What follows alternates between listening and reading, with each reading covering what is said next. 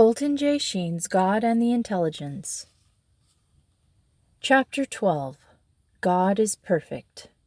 Can God be said to be aloof from the universe, when from all eternity he loved the eternal, archetypical idea according to which it would be fashioned?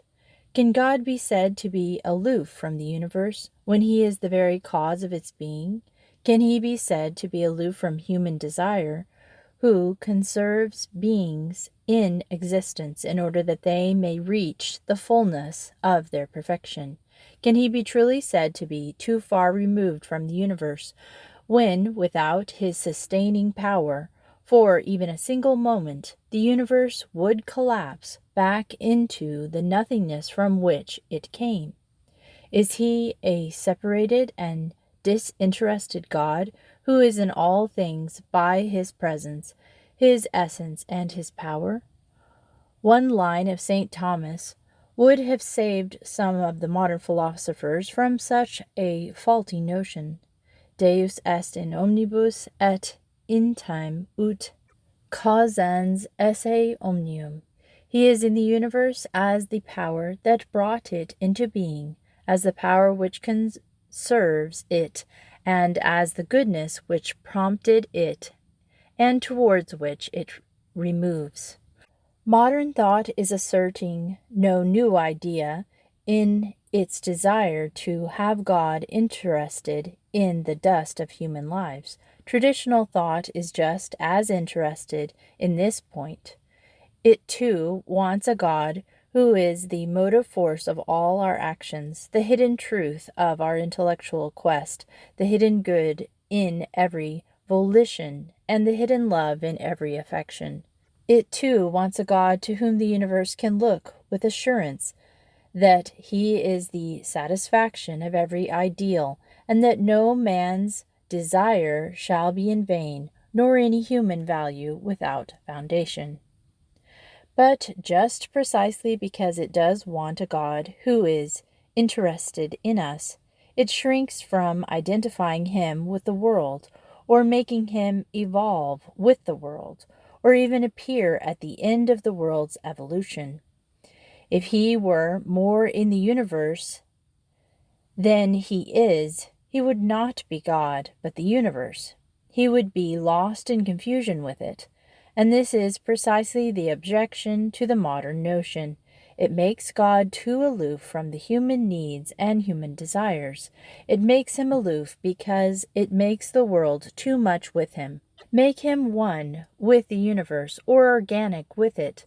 Deny ontological separateness, and he has no more relation to our needs and desires than the universe with which he is in process. If he is to help the universe, he must not be in it. If the universe, per impossibile, helps him, he is of little help to it. In time of sore need, our poorest consolation is our own self. It is too much with us. So too with the universe. If God is too much bound up with it and unintelligible apart from it, then he can be of no service to it. In such a sense, intimacy is aloofness.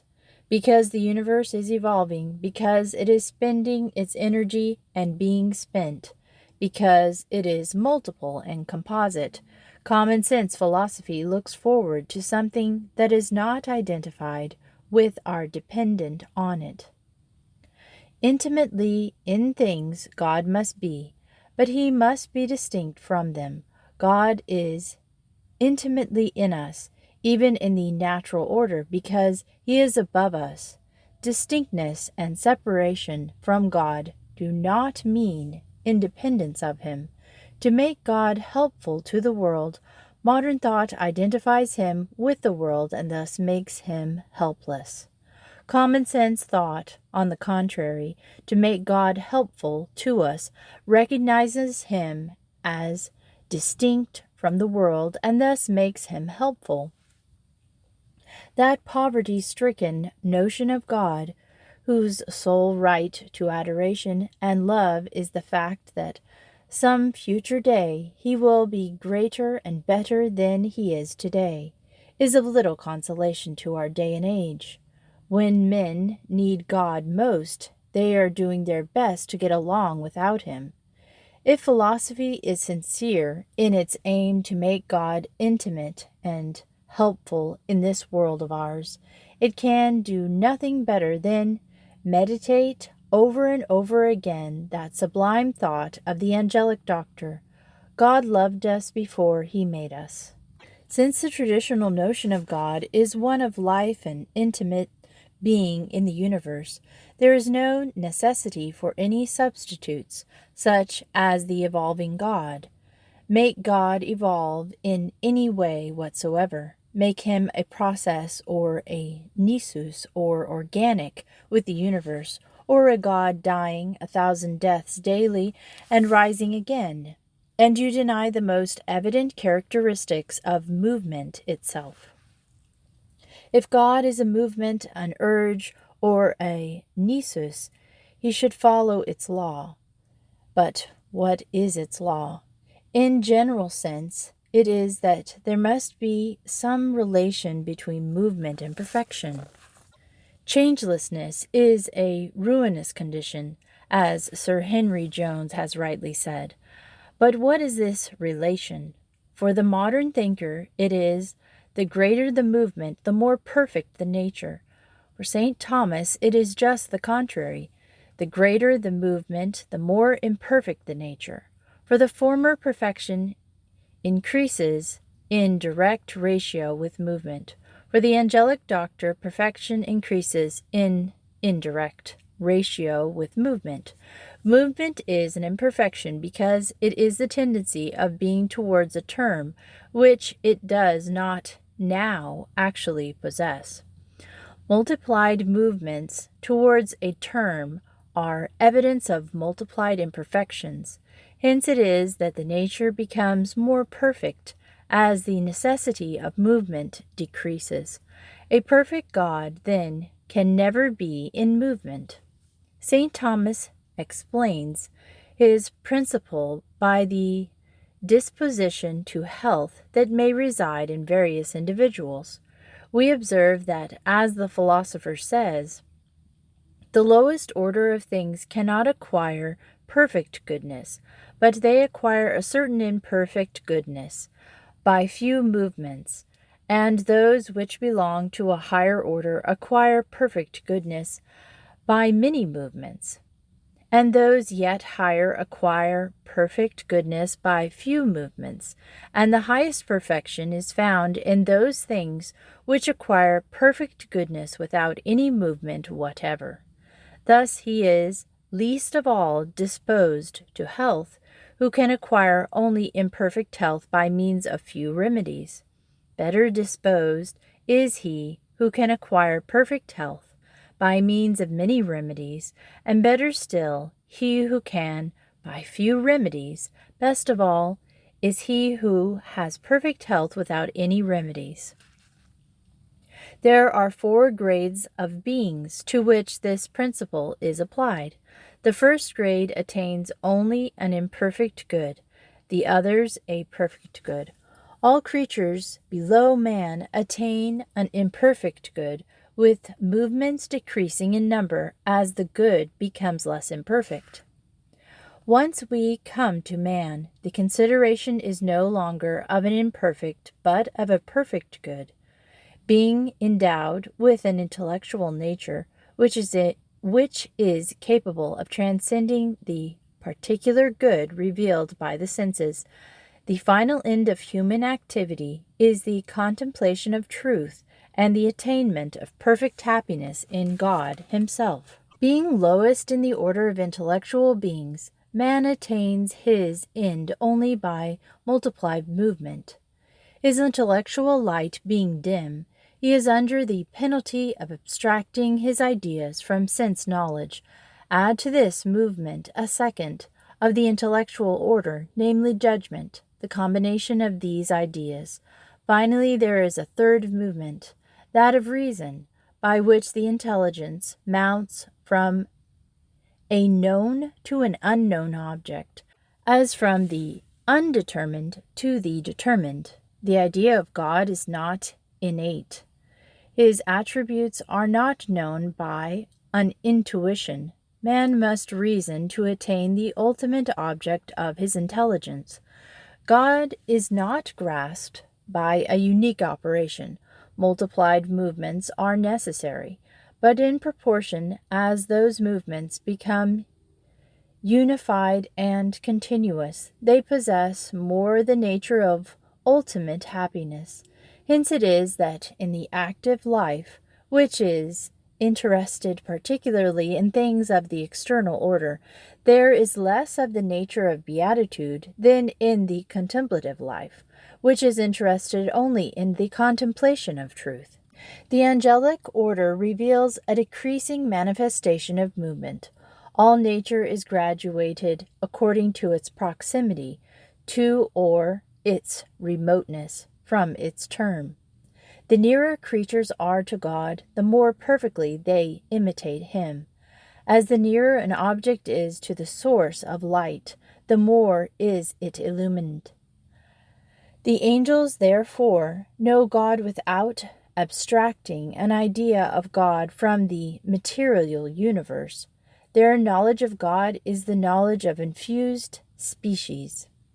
Even in the angelic order itself, the superior angels, being endowed with more universal ideas than inferior angels, have a greater knowledge with fewer movements than the lower angels with many movements.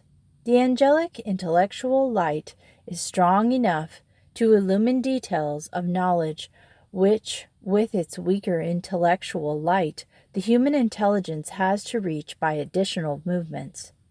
For the very same reason, the angel does not possess the imperfection of the movement of reason. Reason implies that the knowledge of one thing is caused by the knowledge of another. But in the angels, both of those are known by one and the same cognition.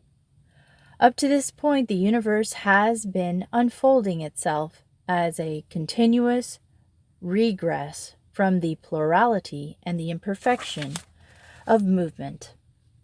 As we mount to more perfect creatures, we find a decreasing movement. Experience and common sense are thus leading us to a conclusion which is the very contrary of modern philosophy. Instead of finding increased movement as we draw near to God, we find decreased movement. The nearer the creature approaches to God, the more motionless it is. And the reason is to be found in the fact that it more nearly imitates its perfection, its cause and its end. In God, as we have shown, there is no movement.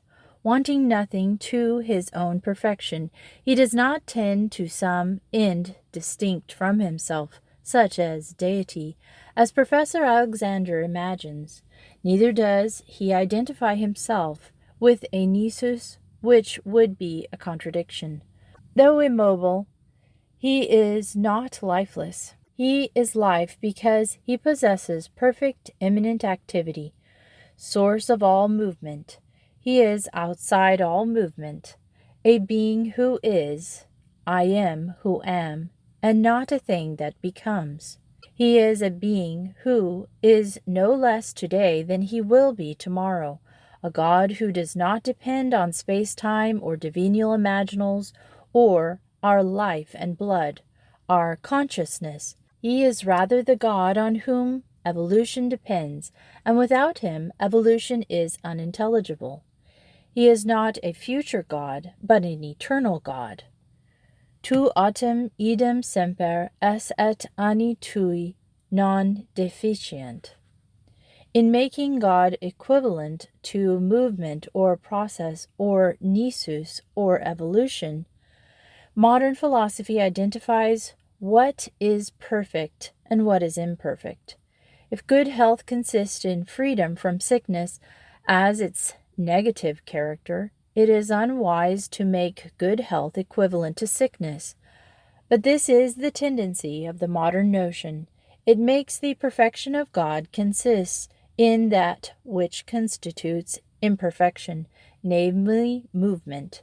It is a glorification of biology at the same time that it denies the most evident facts of biology. This brings us back to a point mentioned in the beginning of this work, namely the lyricism of science. The modern god of evolution is nothing but the transfer, without correction, of biological categories to the spiritual world. Biology does reveal life as a continuity and a progress, but only organic life.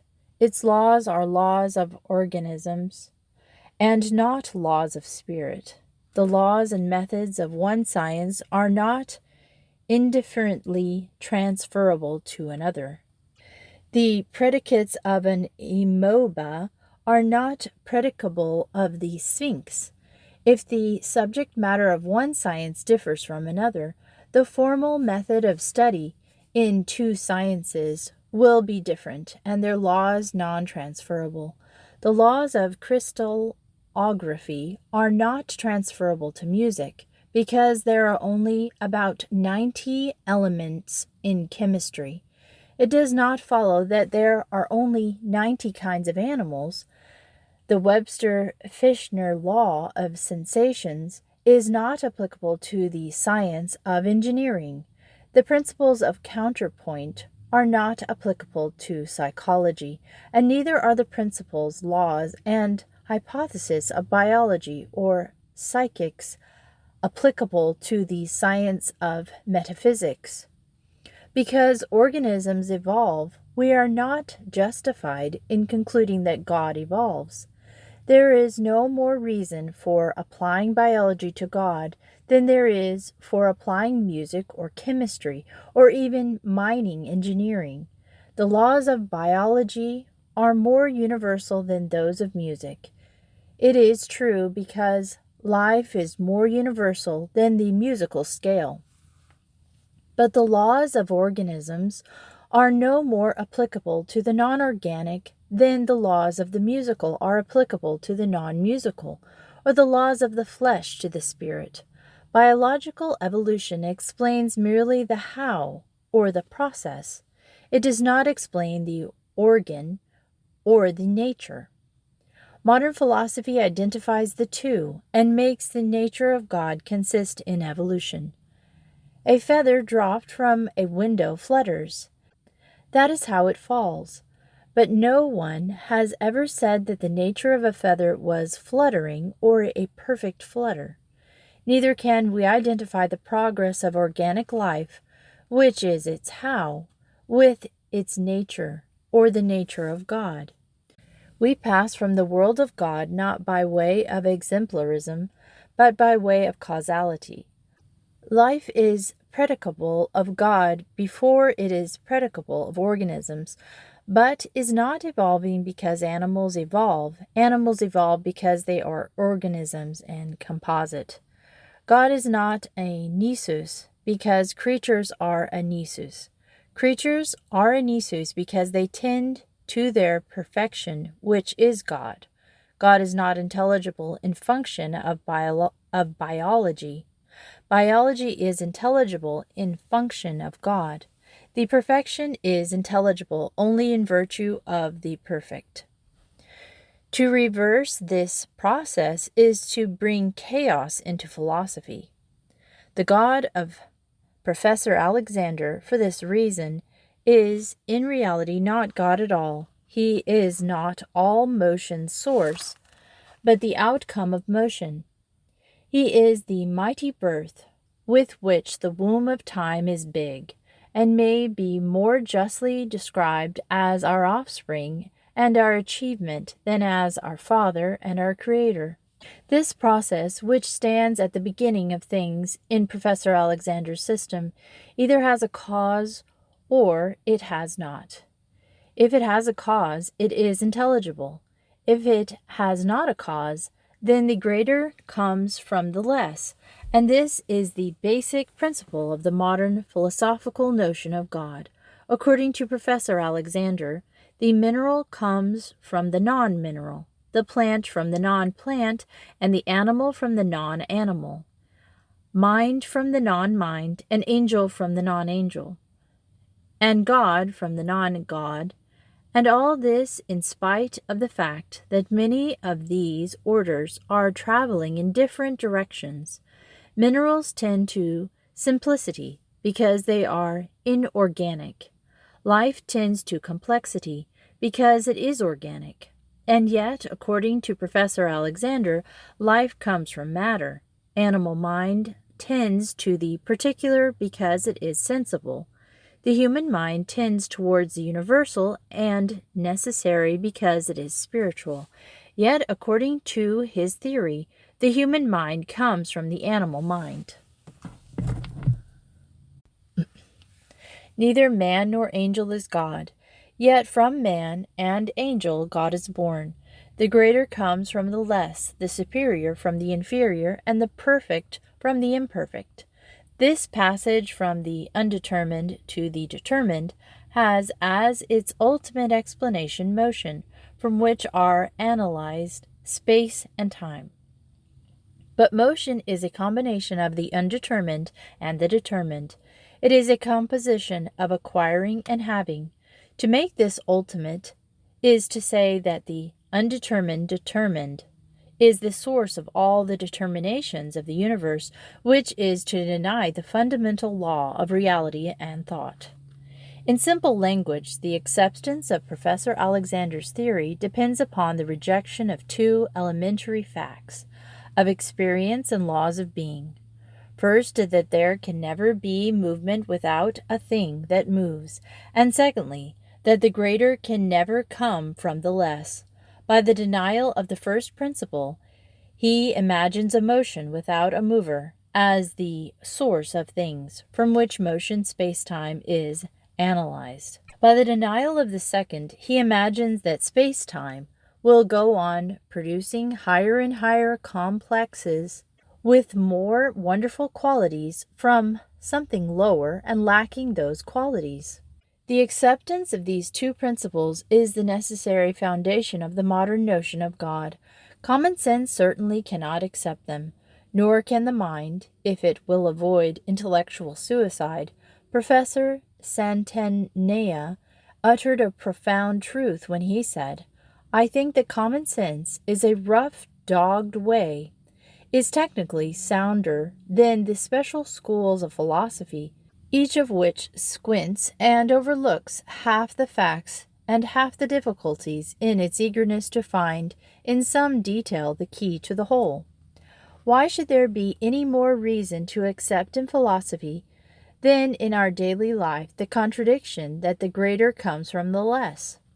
That this contradiction does not have the concrete, absurd effect in philosophy that it would have in commerce, or in banking, or in architecture, is no reason why it should be more acceptable in systematic thought.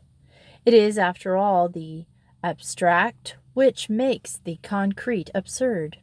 And what abstract notion can have more far-reaching concrete effects than a notion of God? If deity owes its being to pre-existing finite with their empirical qualities, and is their outcome. If we also help to sustain the nature of God and are not merely his subjects, and if God himself is involved in our acts and their issues, then it is useless to speak of any other God than man. If space-time helps itself towards deity, why not in the beginning, when deity would do it some good? Ask the author of the New Idealism. Because Professor Alexander says you can think away everything but space-time. So he thinks away everything and starts with bare space-time. Well, not bare, packed with point instants. If you ask him, what next? What can you get out of that? He says, everything in time, if you give it time enough, and in space, if you give it space enough, everything happens, and he is not obliged to account for its happening. He is not concerned with the implications of its happening.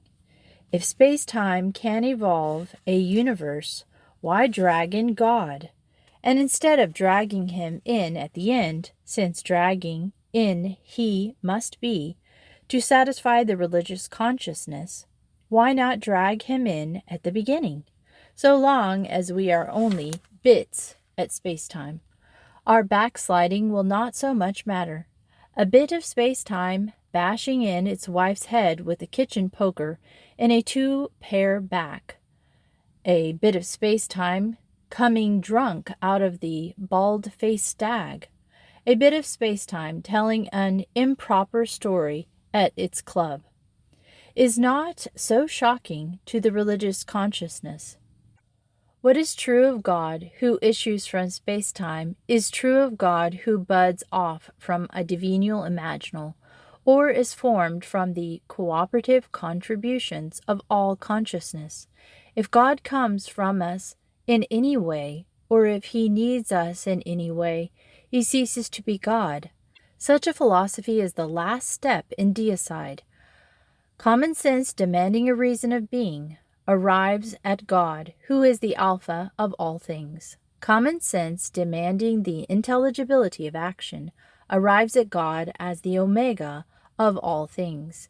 He is the principle and the end, the Alpha and the Omega of all things. With the abandonment of genuine intellectualist philosophy, the process of deicide set in. Deism made the first stroke. It left God the Alpha, but denied him to be the Omega. The modern philosophy of becoming gave the last stroke, and denied that he was either the Alpha or the Omega. He was to be no more than a mere point in motion's tracks, which just keeps ahead of us by one step, or else a mysterious something which changes its perfections as it grows from youth to manhood. The whole was no more than a deification of man, who will have no other God but me, and a humanization of the divine. The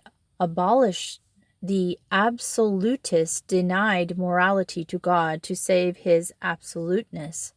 The pragmatist denied absoluteness to save his morality, and the biological philosopher makes the supreme renunciation. He gives up God to save man. A detail of Professor Alexander's system enters into that of Sir Henry Jones and the notion that God is moving from perfection to perfection. For a justification of this notion, he asks, at stage A, may not A be perfection, and at stage B, may not B acquire that character? What is admirable in a grown-up man can be repellent in a child. The substance of this last line is to be found in a work of the 13th century. St. Thomas writes in the Summa, a thing may be perfect according to time, though imperfect simpliciter, just as a child is not perfect simpliciter, but merely according to the condition of time. There are therefore two kinds of perfections. This is the point Sir Henry Jones forgets, namely, a perfection simpliciter, or absolutely considered, and a perfection according to the clock and the calendar. Sir Henry Jones views the perfection of God according to the time element and not absolutely. Duration constitutes an imperfection. If Sir Henry Jones' God should die at stage A instead of being allowed to grow up to stage B, would we not say he had an imperfect life? If a child can die in its infancy, why not the modern God, or Mr. Wells' God, who is a beautiful youth, but hardly come to his strength? There are two kinds of actualities. First, that which is essentially in time and is actual only for the moment. Such is the concrete which enchants us. It is actual only on condition of change. Secondly, that which is above time and is actual without change.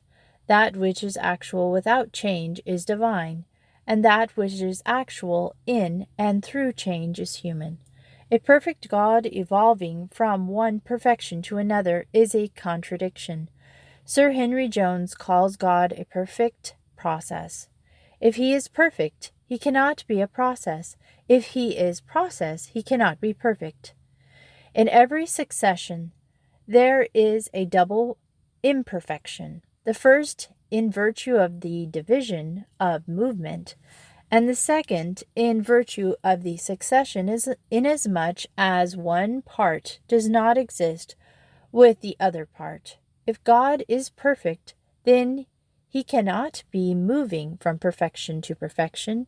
Perfection, it must be recalled, consists not in evolution, but in the term of evolution, or more beautifully still, in the words of St. Augustine, Perfectio non est in annis, sed in animis. The common sense notion believes in a perfect God and a perfectible universe. Because God is distinct from the world and perfect and unchanging, it does not follow that there is no room for perfection in the universe. This has been too generally assumed as a starting point by the modern philosophers of becoming. There may be, and there is, progress towards perfection in the universe, but it is in us and not in God.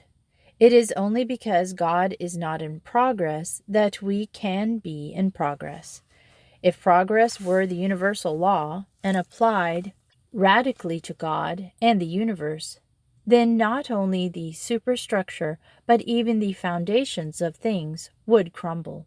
If the law of progress means the constant change of foundations and principles admitted in the past, it equivalently states that the movement of humanity towards the best must accomplish itself by uninterrupted renovations, or, in other words, by destruction, which is manifestly untrue. Progress is necessarily conservative. To perfect, we must conserve the gains of the past. More than that, the universe and the souls that are in it can progress only on condition that they have a cause and an end of progress. Without the first, they would never have begun to progress. Without the second, they would never try to progress. In other words, God as the cause and the end, the Alpha and the Omega of all things, is the necessary condition of all progress. The law of progress, which manifests itself in creatures, and by which they attain their perfection, is twofold. In order that an inferior nature may perfect itself, two things must concur: one which is proper to its own motion, the other which is proper to the motion of a creature above it. The mineral finds its added perfection in the plant finds its added perfection in the animal, and the animal finds its added perfection in man. Man is the natural perfection of the universe, and all things exist on account of him. In this whole process, there is a double motion, one of belonging to the perfectible nature, and the other to the perfecting nature. But progress towards perfection does not stop here. If it did, the lower order, in a certain sense, would have a higher perfection than man, inasmuch as it might be perfected by a higher order.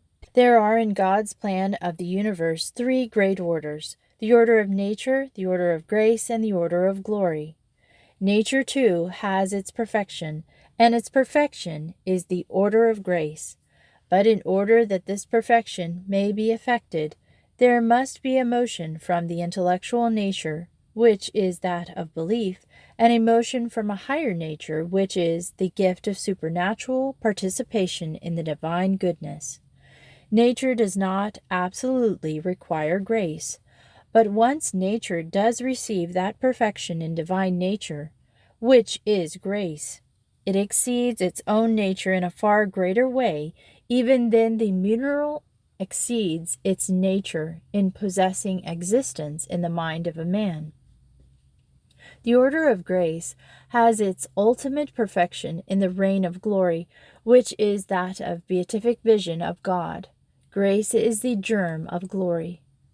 This takes us far beyond a philosophical notion of God, but it is worth while to introduce it at the close of this chapter, as evidence of the great progress of continuity that exists in the universe. If scholastic thought has been accused of being the philosophy of the static, it is for no other reason than that it has never been understood.